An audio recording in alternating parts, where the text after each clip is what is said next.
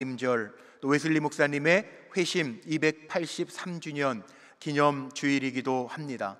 그래서 오늘 말씀을 오직 성령으로 땡땡땡, 오직 성령으로 땡땡땡, 땡땡땡이 뭐냐 하면 우리 개인적인 삶도요, 오직 성령으로, 가정도 성령이 이끄시기를 축복합니다. 여러분들이 하시는 일에 성령의 역사가 나타나기를 축복합니다. 오늘 예배를 위해서 저는 그렇게 기도했어요. 사람의 말로만 하나님 들려지지 않게 하시고 성령이 역사하셔서 오직 성령으로 오늘 이 예배 드리는 시간에도 사랑하는 성도들, 이종은 다 여러분들의 형편과 상황과 몸의 사정을 알 수 없지만 잘 아시는 성령님께서 만져주시고 터치해 주시고 회복해 하여 주옵소서 기도했어요.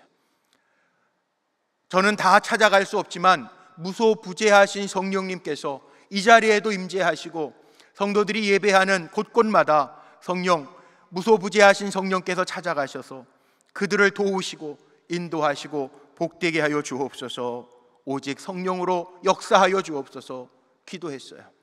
오늘 그 은혜가 우리 사랑하는 성도님들의 삶 속에 구체적으로 보여지게 되시기를 주님의 이름으로 축원합니다. 오늘 성령 강림절이기 때문에 성령 강림절이라는 게 무엇인가를 먼저 생각해 보려고 합니다. 성령 강림절은 오늘부터 이 절기가 시작되어집니다. 성령 강림절은 예수님께서 부활하시고 승천하실 때 제자들에게 이제 몇 날 못 되어 너희에게 성령 세례가 부어질 것이다 그렇게 말씀하시고 주님 올라가셨는데, 제자들이 오순절 마가의 다락방에서 뜨겁게 기도하다가 성령을 체험한 날, 성령 받은 날을 기념하는 절기이기도 합니다. 이 성령 강림이 왜 중요하냐? 초대교회 역사에 있어서 이 성령 강림을 통해서 교회가 움직이기를 시작했습니다. 주님의 구원의 사역을 감당하며 제자들이 흩어져 복음을 증거합니다. 성령 받고 그 힘으로 땅끝까지 이르러 내 증인이 되라 말씀하신 대로 성령이 동력이 되어서 초대교회가 움직이며 하나님의 영광을 드러냅니다. 그래서 이 성령 강림절은 초대교회, 교회의 탄생일임과 동시에 성령의 권능을 받고 하나님의 백성들이, 제자들이 본질적인 주님의 나라를 위한 사역을 시작한 날이기도 하고, 이 동력에 의해서 교회가 움직여져 가며 구원의 역사, 한 사람 한 사람 하나님의 형상을 찾아가는 일들을 감당하기 시작한 날이기 때문에 성령 강림절은 교회에 있어서는 참으로 중요한 날입니다. 어떤 분은 교회의 생일이라고까지도 이야기를 하죠. 그런데 초대교회 성도들이 성령 강림절, 성령의 임하심을 통하여 저들이 각자 새로운 말을 하고 불이 혀같이 갈라지는 은혜를 경험하며 뜨거움을 경험하고 목숨을 내걸고 사역들을 감당했던 것처럼 오늘날 우리에게도 성령이 임하셔서 성령 충만해서 우리가 내 힘으로만 살아가는 사람들이 아니라 나는 하나님의 백성입니다, 하나님의 종입니다, 하나님의 일꾼입니다 고백하면서 성령의 충만함으로 세상을 넉넉하게 이기며 살아가는 성도들이 되어야 할 줄로 믿습니다. 성령 강림절은 초대교회에만 있었던 사건이 아니에요. 오늘 이 시간에도 우리와 함께 하시는 주님이 느껴지는 시간이 되기를 축복합니다. 주님 말씀하셨어요. 사도행전을 우리가 성령 행전이라고도 이야기하는데 사도행전 1장 5절과 8절 말씀에 보면 성령이 언급되어져 있습니다. 예수님이 이렇게 말씀하셨어요. 승천하시면서 요한은 물로 세례를 베풀었으나 너희는 몇 날이 못 되어서 성령으로 세례를 받으리라 하셨느니라.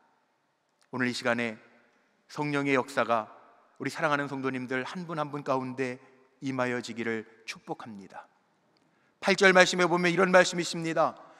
오직 성령이 너희에게 임하시면, 하나님의 거룩한 영이 우리에게 임하시면 우리가 권능을 받고 그리고 예루살렘과 온 유대와 사마리아와 땅끝까지 이르러 내 증인이 되리라. 우리가 세상 살면서 아무개 누구로만 보여지는 것이 아니라 주님과 동행하며 주님의 영과 함께하며 주님이 나와 함께 하시는 그 증거들을 보일 수 있는 증인들이 되시기를 축복합니다. 그래서 사도들과 예루살렘 교회는요, 이렇게 성령이 동력이 되어서 힘이 되어서 예배를 드리고 병 고치는 사람, 병 고치는 은사를 바라고, 그리고 구제할 때에도 성령이 힘이 되어서 내 것 네 것 구별하지 아니하고 마음껏 나누어도 기분 나쁘거나 상하지 아니하고 많은 역사들을 이루어갈 때, 사도행전은 그렇게 보고하고 있어요. 사도행전 2장 41절 말씀에 보면 3,000명씩, 사도행전 4장 4절 말씀에 보니까 막 5,000명씩 부흥했다는 거예요. 물론 사람의 숫자가 중요한 건 아닙니다. 그러나 성령의 힘을 의지하여 주님의 맡겨주신 사역들을 감당할 때 사람들이 늘어났다라고 하는 것은 부흥했다는 거죠. 사람의 방법이 아니라 하나님의 방법, 하나님의 영으로 부흥했다는 거죠. 그래서 우리도 마찬가지예요. 첫 초대교회가 보여주는 성령 강림의 사건이 뭡니까? 우리도 역시 성령의 능력이 아니고는 아무것도 할 수 없다라고 하는 것을 보여주는 거예요. 전 오늘 우리 불꽃교회 성도님들이 성령의 힘을 의지하여 성령의 충만함을 받고 살아가는 성도들이 되시기를 축복합니다. 왜냐하면 우리가 내 힘으로 이 세상을 살아갈 수 없기 때문에 그래요. 우리가 살고 있는 이 시대는 영적으로 너무나도 험하고 악하기 때문에 성령 충만해야 된다라고 성경은 오늘 말씀도 강조하고 있어요. 너희가 지혜롭게 행하여서 하나님의 뜻을 분별하여서 때가 악한데 이 때를 아끼면서 하나님의 뜻이 무엇인지를 잘 분별하면서 살라고 이야기하는 거죠. 하나님을 추구함이라고 하는 책을 쓴 A.W. 토저, 에이든 토저라고 그러죠. 토저라고 하는 분이 하나님을 추구함이라고 하는 책에서 이런 이야기를 했습니다. 오늘날 교회가 성령을 너무 홀대한다는 거예요. 성부, 성자, 성령 삼위일체 하나님인데 우리가 하나님 믿어요, 예수님 찬양해요. 그런데 성령님의 역사는 뭔지 모르게 광신자 같은 마음이 들어서 성령의 역사를 강조하면 안 될 것 같아서, 지성인이 아닐 것 같아서 성령을 너무 홀대한다는 거예요. 요즘에 인본주의 시대라고 이야기해서 사람의 의견 존중해주고, 사람 존중해주는 거 틀린 건 아니에요. 사람에게 하나님의 형상이 있으니까. 그러나 신약교회처럼, 초대교회처럼 성령의 역사하심을 너무 많이 배제한다는 거예요. 성령의 역사하심이 신약교회에는 전부 다였습니다. 그래서 토저는 그렇게까지 얘기해요. 성령의 역사가 없었다면 초대교회 95%의 일은 중지했을 것이다. 성령이 역사하셔서 다 했다는 거죠. 오늘날 교회들은 성령의 역사를 배제하고 무슨 일 합시다 그러면 성령께 구하고 결제받는 게 아니라 무슨 위원회를 만들어서 그 위원회에서 이끄는 대로 갈 때가 있다는 거예요. 우리 한번 회개해야 돼요. 물론 사람들의 의견도 중요해요. 그러나 최종 결정권자가 누구예요? 교회의 주인은 성령님이에요. 저는 그렇게 기도합니다. 하나님, 우리 불꽃교회가 담임 목사 한 사람에 의해서 이끌리는 교회가 아니라, 장로님들에 의해서만 이끌리는 교회가 아니라, 성도들 몇 사람에 의해서 이끌리는 교회가 아니라 성령님이 주인 되셔서 성령님이 이끄시는 교회가 되게 하여 주옵소서. 성령이 그냥 구호로만 끝난다면 안 돼요. 성령님은 지금도 역사하시고 살아계신 분이에요. 여러분, 오늘 예배를 위해서 제가 어제 기도하면서 그 기도했어요. 강단보 십자가 불빛 다 빨간색으로 바꿔놓고 저녁에요, 이 자리에서 기도하는데 온통 빨간. 왜 빨간색인지 아시죠? 성령의 불의 역사예요. 성령 강림은 이 오늘 읽은 말씀 가운데만 나타나는 게 아니고 사도행전 2장에만 나타나는 게 아니에요. 출애굽기 19장에 보면 하나님이 이스라엘 백성을 출애굽시키시고 나셔서요, 오순절, 우리가 성령 강림 사건과 연관시키는데 구약시대도 오순절이 있었어요. 6월절이 지난 다음에 50일 오순절입니다. 구약시대 출애굽기 19장 18절 말씀에 보니까 거기에 오순절, 출애굽한 지 50일이 지난 다음에 하나님께서 불 가운데 이스라엘 백성들에게 처음 나타나셔서 말씀하셨어요. 구약에 이미 오순절에 하나님이 불 가운데 임하셨고, 예수님 승천하시고 나서 제자들이 예수님의 분부를 받들어 예루살렘에 떠나지 아니하고 머물러 있으면서 기도할 때 성령이 하늘에서 불같이 임했다는 거예요. 그래서 불을 상징하는 거예요. 오늘 이 예배 저는 간절한 마음으로 축복하고 기도했어요. 하나님, 우리 눈에 보이지 않아도 성령님 느껴지는 예배가 되게 해주세요. 성령님이 한 사람 한 사람 터치해 주셔서 성령님이 계시구나, 나와 함께 하시구나, 그 믿음으로 담대하게 나아가는 우리 성도들이 되게 해주세요. 기도했어요. 우리 사랑하는 성도님들에게 성령이 느껴질 뿐만 아니라 하나님의 말씀도 들려지는 은혜가 있게 되시기를 간절히 소망합니다. 토조 목사님이요, 책에서 그런 말을 해요. 독일의 르백 교회라고 하는 아주 낡은 교회가 있는데 그 교회 벽에 가면 돌판에 새겨져 있는 시가 있대요. 그 시의 제목이 뭐냐 하면 주는 우리에게 말씀하신다라고 하는 시인데, 그 시를 번역하면 이런 말입니다.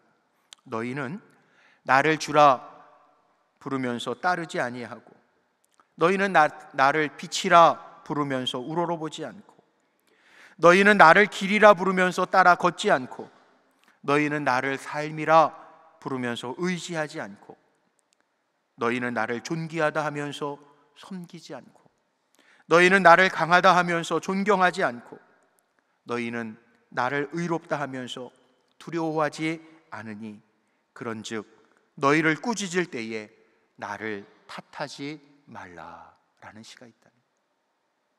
성령님은요, 오늘도 말씀하시는 하나님이에요. 우리가 오늘 이 말씀을 잘 마음에 담아야 돼요. 내가 성령님을 얼마나 의지하고 사는가. 오늘 우리 찬양, 헤세드 찬양이 은혜 줬잖아요. 찬양 가사 가운데 얼마나 마음에 도전이 되는지 몰라요. 주님, 성령이 도우셔서 주님의 뜻대로 살게 해 주옵소서. 내 힘으로 안 되지만 오늘 이 시간 성령님 나를 도와주세요. 기도할 때 주님의 뜻을 이루어갈 수 있는 성도들이 되시기를 축복합니다. 5월 가정의 달에 성령 강림절이 더하여져 있는데 오직 성령으로, 제가 땡땡땡 그런 이유는 가정도요 오직 성령으로 해요. 부모 마음대로, 엄마 마음대로, 아빠 마음대로, 자식 눈치 보면서가 아니고, 우리 사랑하는 성도님들의 가정은 적어도 오직 성령으로, 모든 방법이 오직 성령으로. 성도들의 가정에 기도의 제목이 없는 가정이 없어요. 제 방에 금년도 코로나 때문에 가정 신방이 조금 어렵지만 우리 성도님들 교구별로 받은 기도의 제목들이요, 적어도 한 7cm 정도는 돼요. 이만큼 있어요. 기도 제목들 모아둔 게.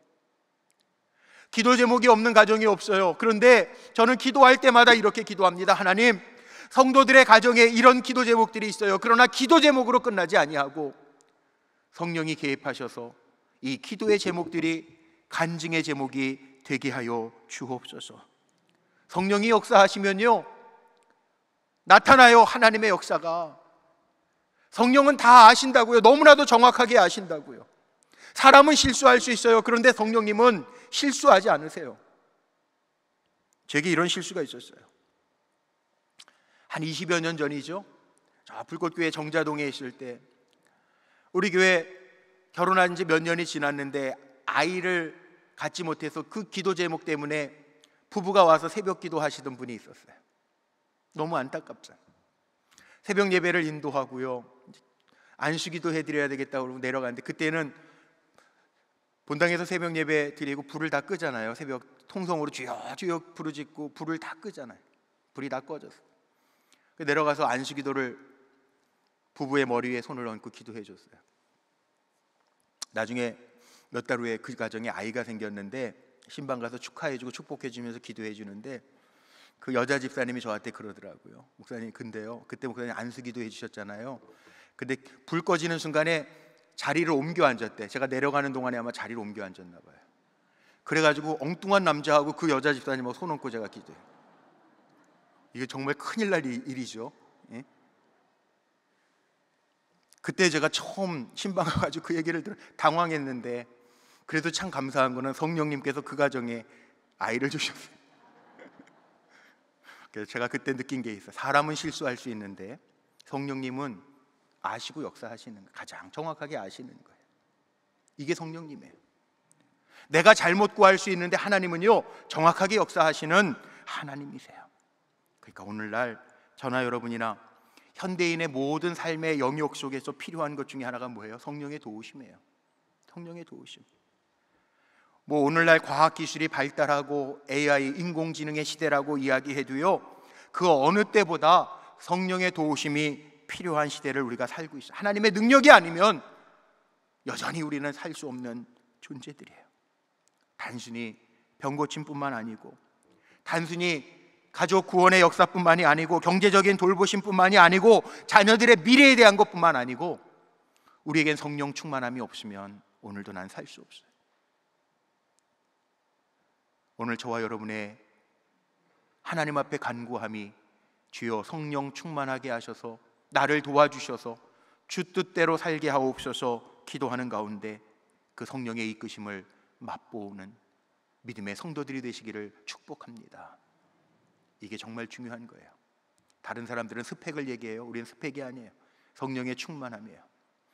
시편 112편의 1절 2절에 이런 말씀이 있습니다. 할렐루야, 여호와를 경외하며 그의 계명을 크게 즐거워하는 자는 복이 있도다. 그의 후손이 땅에서 강성함이요 정직한 후손에게 복이 있으리로다. 하나님이 보장하시는 사람이 있다는 거예요. 성령 충만하면 하나님이 보장하신다는 거예요. 저는 우리 불꽃교회 성도님 모든 가정들이 성령이 이끄시고 성령이 충만하고 하나님의 법대로 살아가며 주님과 동행하는 성령이 이끄시는 가정들이 되시기를 축복합니다. 오늘 말씀은 사도 바울이요 부부관계, 부모 자식 관계, 종과 상전의 관계를 이야기하기 전에 먼저 이야기해요. 지난주에는 에베소서 5장 22절로 33절의 말씀을 읽었어요. 오늘은 거꾸로 15절에서 21절의 말씀을 읽었어요. 어떻게 보면 건강한 가정, 건강한 인간관계의 전제 조건이 뭐냐 하면 성령 충만이 받으라는 거예요. 그래서 오늘 말씀에도 분명히 있지 않습니까? 성령 충만함을 받아라. 그리고 그리스도 안에서 피차에 복종해라. 그리고 나서 부부간에도 사랑하고 복종해줘라. 자녀들은 부모를 공경해라. 부모는 자녀들을 노엽게 하지 말고 주의 교육과 훈계로 양육해라. 그리고 더 나아가서는 종들은 상전에게 죽게 하듯 대해라. 상전은 종들을 막대하지 말고 함부로 하지 말고 위협하지 말고 잘 섬겨줘라. 그 이야기가 나와요. 무슨 얘기입니까? 모든 관계에 선행되어야 할 조건도 성령 충만함을 받으라는 거예요. 모든 관계 중심에 하나님이 계세요. 이게 관계가 아름답게 되는 이유더라고요. 부부간에도요 그 안에 하나님이 계세요. 부모 자식 간에도 부모님과 나와의 관계가 아니에요. 성령님이 보신다고요. 성도들과 목회자의 관계도 단순히 인간관계가 아니에요. 하나님이 주인 되셔서 주님이 보신다고요. 주님의 마음으로 목양, 주님의 마음으로 성도들을 사랑하고 돌보라는 거죠. 양들도 주님의 음성을 목자를 통하여 듣고 따르라는 거죠. 모든 관계 속에 주님이 계시다라고 하는 것을 우리는 잊으면 안 된다는 거예요. 그래서 사도 바울은요 이 관계들을 이야기할 때 성령 충만함을 받으라고 이야기해요. 성령 받은 가정이 달라요. 가정이라고 하는 게 뭡니까? 평안과 안식이 있는 곳 아니에요. 그런데 요즘은 가정 파괴 시대, 가정 해체 시대, 1인 가정 시대. 1인이 가정이 될 수 있나요? 요즘 그렇게 표현해요. 가정을 회복할 수 있는 동력도 성령이라는 거예요. 개인도 마찬가지입니다. 우리가 영적으로 성령 충만하지 않으면, 초대교회 믿음의 선배들처럼 성령 충만의 역사를 체험하지 않으면 방탕하고 악에 빠지고 감사함도 잃어버릴 수 있어요. 그래서 가정이나 개인에게도 성령 충만함이 있어야 돼요. 성령 충만함을 받으면 달라집니다. 개인적으로 성령 충만함을 받는 사람은 오늘 말씀 속에 비추어 볼 때 때를 아는 사람, 세월을 아끼는 사람이 되고요, 시와 찬송으로 끊임없이 하나님 앞에 찬송과 영광을 돌리는 사람이 되고요, 하나님을 경외하는 삶을 살게 됩니다. 가정도 마찬가지. 성령이 이끄시는 가정은 작은 천국의 귀중한 곳이라고요. 성령 충만한 가정은 기쁨, 소망, 하나님에 대한 사랑, 구원의 즐거움이 있는 가정이에요. 성령 충만함 있는 가정이 되시기를 축복합니다. 우리가 참 성도라면요, 구해야 될 것 있잖아요. 하나님의 뜻을 구하는데 하나님의 뜻이 무엇인지 잘 이해하기도 참 어렵습니다. 그러나 하나님의 뜻, 성령 충만함으로 우리는 하나님의 뜻을 알 수 있어요. 그래서 오늘 18절에 사도 바울이 뭐라고 이야기합니까? 술 취하지 말라. 이것은 방탕한 것이니 오직 성령으로 충만함을 받으라. 아주 적극적으로 명령하는 겁니다. 성령의 충만함을 받으라는 거예요. 명령형이에요. 명령형. 받아도 되고 안 받아도 되는 것이 아니라 오직 성령의 충만함을 받으라 명령하는 거예요. 술 취함과 성령 충만함과 공통점도 있고 차이점도 있습니다. 뭐가 공통점이고 뭐가 차이점입니까? 술 취함과 성령 충만함의 공통점은요, 무언가에 지배당하고 있어요. 술 취한 사람은 술에 지배당해요. 성령 충만한 사람은 하나님의 영의 지배를 당해요. 다른 점도 있어요. 술 취한 사람은 방탕해요. 자제력을 상실해요. 성령 충만한 사람은 하나님의 영이 나를 지배하시기 때문에 내 마음대로 살지 않아요. 하나님이 뜻하시는 대로 이끌려요. 그리고 성령의 충만한 열매들을 맺어요. 그래서 사도 바울은 흐리멍텅하게 얘기 안 하죠. 술 취하지 마라. 그리고 오직 성령의 충만함을 받아라. 하나님의 영에 지배받으라는. 성령 충만함은 나를 지배하기 때문에, 말씀이 나를 지배하는, 성령이 하나님의 영인데 이상한 영입니까? 아닙니다. 거룩한 영입니다. 말 그대로 성령, 하나님의 영이신데 홀리 스피릿, 홀리 스피릿이에요. 거룩한 영이에요. 하나님의 거룩한 영이 나를 지배하기 때문에 그 거룩한 영이 악으로부터 우리를 보호하시고 악한 것이 우리에게 근접하지 못하도록 막아주시고, 하나님의 영이 충만할 때 세상적인 근심이 떠나간다는 거죠. 매 순간 받으라는 거예요. 성령 충만함을 받으라 라고 하는 이야기 속에 명령도 담겨져 있지만, 과거에 받았다가 아니고 받으라, 지금 현재 시제형으로 받으라는 거죠. 내가 주인이 아니에요. 우리는 하나님 앞에 구할 때 성령 충만함을 주신다고 그랬어요. 받으라, 수동형이에요. 하나님 주셔서 그 성령 충만함을 받고 그 힘으로 살아라 라고 하는 이야기예요. 왜? 성령 충만함을 받은 사람은 주 안에서 새로운 피조물이라고 고린도후서 4장 17절에 이야기합니다. 주 안에서 우린 새로운 피조물이에요. 하나님이 원하시는 것은 우리가 새 사람으로 살길 원하시는, 죄인에 머물러 있는 것이 아니라 의인이 되기를 원하시는 거고, 세상 사람에 머물러 있는 것이 아니라 하나님의 사람, 하나님의 백성으로 살기를 원하시는 것이고, 무관심하면서 살아가는 사람이 아니라 사랑하면서 살기를 원하시는 것이고, 미성숙한 사람에서 사는 것이 아니라 성숙한 사람으로 살기를 원하시기 때문에 우리에게 성령 충만함을 받으라고 이야기하고 계신 거예요.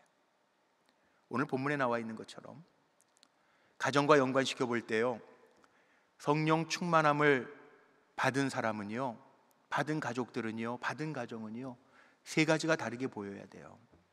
첫 번째가 뭡니까? 오늘 19절 말씀해 보니까 시와 찬송과 신령한 노래들로 서로 화답하며, 이런 말씀 나와요. 성령이 충만하면 세상적인 말 한다는 게 아니죠. 언어가 바뀐다는 거예요. 말이 바뀐다는 거예요.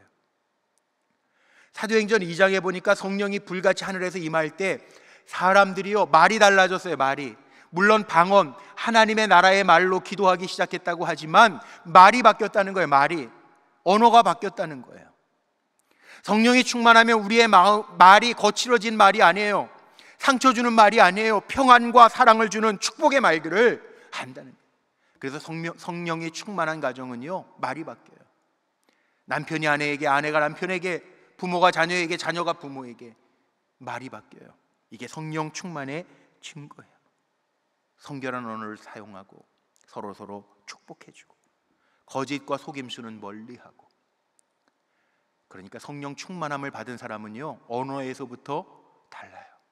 그 사람이 어떤 단어를 쓰는지, 어떤 말을 하는지 보면 그 사람이 성령 충만한 사람인지 아닌지 알 수 있다는 거예요. 눈에 보이게 바뀌어지는 게 뭐여야 되냐고요? 말이에요, 말. 우리 사랑하는 불꽃교회 성도님들, 긍정적인 말, 안 됩니다가 아니라 주 안에 있으면 할 수 있습니다, 긍정적으로 말하고 사랑하고 축복하는 가운데 성령의 충만한 증거, 언어가 바뀌고 말이 바뀌고 우리의 삶이 바뀌는 은혜를 누리게 되시기를 축복합니다. 두 번째는요, 성령 충만하면 보여지는 게 있어요. 마음이 바뀌어요. 마음, 감정이죠, 감정. 19절 말씀 하반절에 너희 마음으로 주께 노래하며 찬송하며, 그렇게 나와요. 마음으로, 마음이 바뀌어야 돼. 마음이 얼마나 중요합니까? 감정이 얼마나 중요합니까? 오직하면 잠언에는 이런 말씀이 있어요. 무릇 생명은 우리의 마음에 있느니라. 마음 먹기에 달렸다는 거예요. 감정이 안정되지 않으면 실수할 수 있어요. 범죄를 저지를 수 있어요. 마음이 안정되지 아니하면 한 번에 욱하는 성질이 일어나서 큰 낭패를 볼 때가 있어요. 그러나 성령이 우리의 마음을 주장하시고 통제하시면 우리는 기쁘게 살 수 있어요. 저희 외할머니가 참 좋아하셨던 찬송가가 주 안에 있는 나에게 딴 근심이 있으랴, 그 찬송 참 좋아하셨는데요. 주 안에 있는 나에게, 거기 찬송가 가사 가운데 보면 그 두려움이 변하여 내 기도가 되었고 내 한숨 변하여 노래가 되었네 라고 하는 찬양 가사가 있습니다. 그렇습니다. 성령이 나를 주장하시면 그 두려움이 변해서 내 기도가 되고, 두려워서 벌벌 떠는 게 아니라 성령이 나를 지배하시면 그 문제 때문에 하나님 앞에 기도하게 되고 내 한숨이 변하여 노래가 되는 은혜를 보게 될 줄로 믿습니다. 이게 성령의 역사예요. 마음이 바뀌어요. 그래서 우리 성도들은요, 성령 충만한 사람들은 늘 웃으면서 살아요. 밝아요. 성령 충만한데 인상 팍팍 쓰고 다니는 사람은 뭔가 이상한 사람. 늘 웃으면서 사는 사람이 성령 충만한 사람이에요. 늘 웃으면서. 월요일은 어떻게 웃으라고요? 월요일은 원래 웃는 날이에요. 화요일은 어떻게 웃으라고요? 화사하게 웃으세요. 수요일은요, 수요일은 수수하게 웃고, 목요일은 이렇게 웃으래요. 목젖이 보이도록 웃고, 금요일은 금방 웃고 또 웃고, 토요일은 토실토실하게 웃고, 주일은 주님 향하여 찬송하면서 웃고. 우리 성도들은 그렇게 살라는 거예요. 우리 옆에 분들 보고 한번 지그시 웃어주세요. 성령 충만한지 안 충만한지. 우리가 손도 못 잡지만 마음이 바뀌면 표정이 바뀔 수밖에 없어요. 성령 충만해진 거예요. 성령 충만한 가정 보세요. 비난하고 인상 쓰지 않습니다. 그래, 하나님 하실 거야, 기도할게. 이게 성령 충만한 가정. 마지막 세 번째는요, 성령 충만하면 태도가 바뀌어요. 태도가. 오늘 읽은 마지막 21절에 보니까 그리스도를 경외함으로 피차 복종하라. 복종이라는 단어, 지난주에 말씀 나눴어요. 복종이라고 하는 단어는요, 원래 밑에 위치하는, 위치가 밑이에요. 서로 밑에 위치해 주면요, 서로를 존경해 주면, 나보다 남을 더 낮게 여겨주면 평안할 수밖에 없는 거예요. 가족 간에 존중이 일어나는데 왜 평안이 안 일어나겠습니까? 평안하죠. 그러니까 성령 충만하면 태도가 변하는 거예요. 내가 밑에 있어도 괜찮아, 내가 안 드러나도 괜찮아요. 주님이 드러나시면 돼요. 이게 성령 충만한 사람의 삶의 모습이에요. 성령이 주장하시면 태도가 바뀝니다. 제가 마지막 예화 하나 들고 말씀 마치려고 하는데, 미국 뉴욕의 블루클린이라고 하는 곳에 지금도 목회하시는 백인 목사님, 짐 산발라, 이름이 좀 특이하죠. 짐 산발라 목사님. 인터넷에 짐 산발라 목사님 치면은 그분이 복음주의자 목회자이기 때문에 그 우리나라에도 소개된 설교 책, 이런 게 하나님 앞에 엎드려라 뭐 이런 책들이 있어요. 그 짐 산발라 목사님이 설교하는 동영상들이 지금도 우리나라에 이렇게 많이 떠 있습니다. 그 짐 산발라 목사님이 백인 목사님인데 지금 성막교회 담임하고 계시는데, 그 목사님이 간증 가운데 이런 간증을 하는 걸 들었어요. 복음주의자라 그 성막교회는 굉장히 뜨거운 교회로 알려져 있거든요. 근데 어느 날 이 목사님이 교회에서 기도회를 인도하시는 거예요. 기도회 인도하니까 성도님들 같이 기도합시다, 우리 식으로 주여 3번 부르고 기도합시다. 그리고 막 뜨겁게 기도하고, 성도들은 회중석에서 앉아서 소리 질러가며 기도하고, 그 짐 산발라 목사님의 사모님은 피아노 반주로 기도를 돕고 그러고 있는데요, 기도하니까 다 뜨겁게 눈 감고 기도할 거 아니에요. 그런데 저 뒤에 흑인 청년 하나가 그 기도하는 시간에 총을 들고, 권총을 들고 앞으로 막 나오는. 근데 아무도 기도하느라고 못 봤는데 피아노 반주하는 사모님이 본 거예요. 이거 큰일 났구나, 저 흑인 청년이 목사님한테 총 쏘려고 나오는구나. 너무너무 당황해가지고 목사님 불렀대요. 근데 듣지 못하는 거, 기도 뜨겁게 하고 소리들 질러서 기도하니까.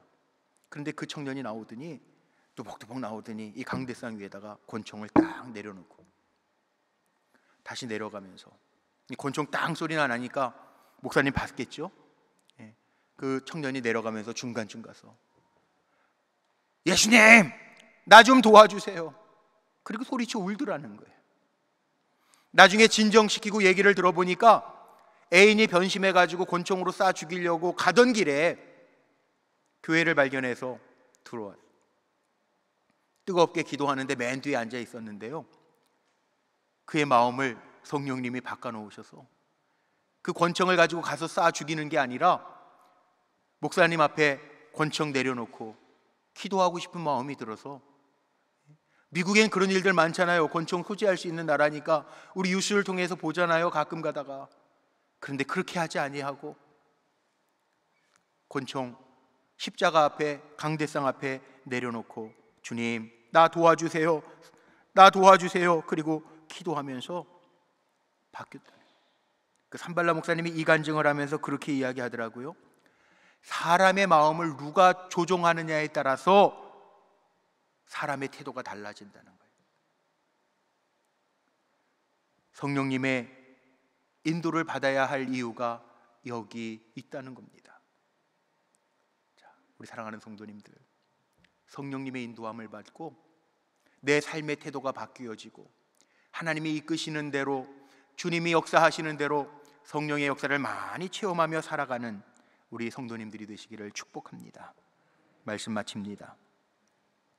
성령 강림절 오늘부터 시작이에요. 그럼 한 번 성령 강림절 지나고 성령의 역사가 한 번만으로 그치면 됩니까? 아니에요.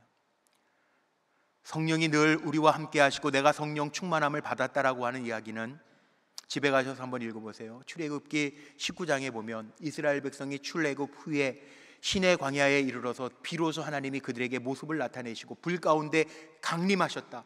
출애굽기 19장 18절 말씀해 보면 하나님께서 이스라엘 백성 앞에 불 가운데 강림하셔서 말씀하시기 시작합니다. 이것이 성령 강림절과 연결되어져 있어요. 우리가 성령의 충만함을 받고 산다라고 하는 것은 하나님의 영과 동행하는 것이고, 우리가 성령 충만함을 받고 산다라고 하는 것은 하나님이 나에게 임재하셔서 하나님의 말씀이 나를 이끌어 가시는 삶을 살아가는 것이 성령의 충만함을 받고 사는 거예요.